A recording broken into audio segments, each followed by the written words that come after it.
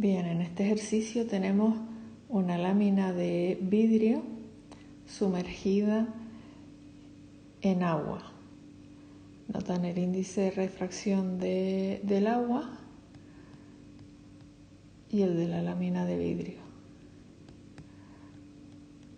También notan el espesor de la lámina. Nos dicen que es 5 centímetros. Y el ángulo de incidencia en la primera cara, 30 grados. En el apartado A nos piden los ángulos de refracción en la primera y en la segunda cara, R1 y R2. La velocidad en el apartado B del rayo en el vidrio y el tiempo que tarda en atravesar la lámina, y en el apartado C el desplazamiento D. Bien, para calcular el ángulo de refracción en la primera cara aplicamos la ley de Snell.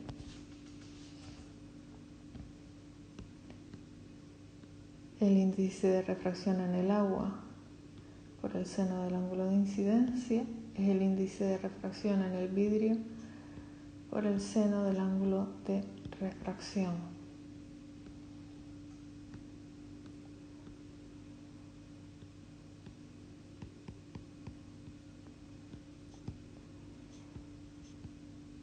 Es lo que tenemos.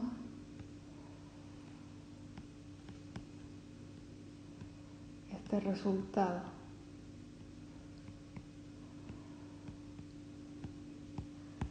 Con lo que el ángulo de refracción en la primera cara es 25,32 grados, que es el ángulo de incidencia en la segunda cara. Para calcular R2 no necesitamos hacer ningún cálculo, ya que si nos fijamos, N1 por el seno de I1, hemos visto que es N por el seno de R1, ley de Snell en la primera cara, pero R1 es igual a I2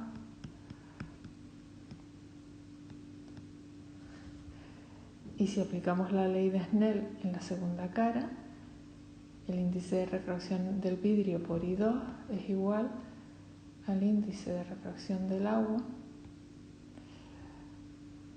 por el seno de R2. Si nos fijamos en esto, lo que tenemos es que I1 es igual a R2 es igual a 30 grados. Ahora vamos a calcular la velocidad del rayo en el vidrio. El índice de refracción en el vidrio es la velocidad de la luz en el vacío partido de la velocidad de la luz en el vidrio, de donde tenemos que la velocidad en el vidrio será la velocidad de la luz dividido por el índice de refracción. Sustituyendo los valores, tenemos una velocidad de 1,97 por 10 a la 8 metros por segundo. Esa velocidad es la distancia que recorre el rayo dentro del vidrio, que es AB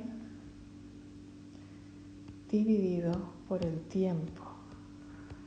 Por lo que el tiempo que tarda el rayo en atravesar el vidrio es esa distancia AB que no conocemos partido V.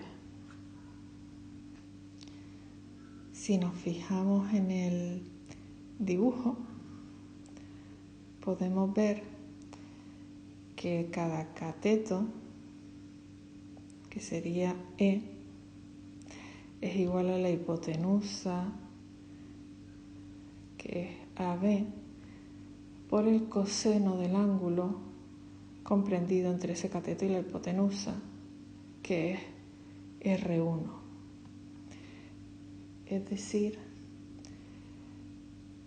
E es igual a AB por el coseno de R1, de donde tenemos que AB, que es lo que queremos calcular, es ese espesor de la lámina partido coseno de R1.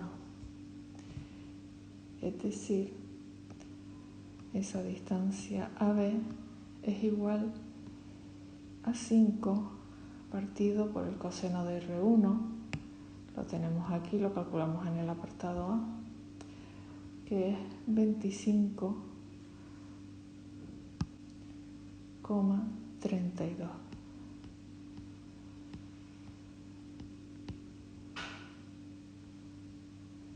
Y eso nos queda 5,53 centímetros,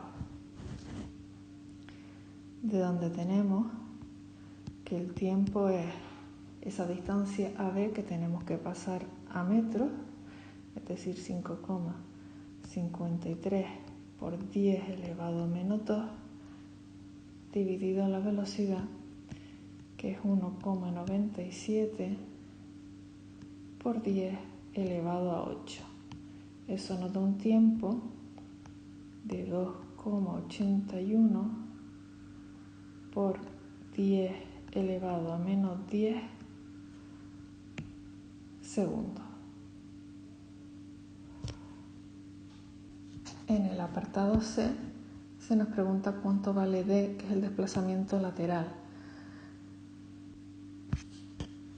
Cada cateto, que es nuestra incógnita, D es la hipotenusa, que es AB, por el seno del ángulo opuesto, que es alfa.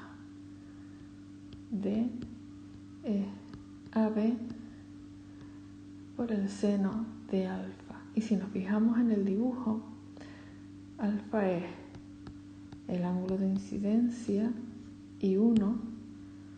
Veamos que este ángulo y este son iguales, menos y 2, que es R1. Es decir, alfa es I1 menos R1. Alfa es 30 menos 25,32, 4,68 grados, de donde tenemos que D es AB, que lo habíamos calculado en el apartado B, 5,53 centímetros, por el seno de 4,68. Ese desplazamiento lateral es, por tanto, 0,45 centímetros.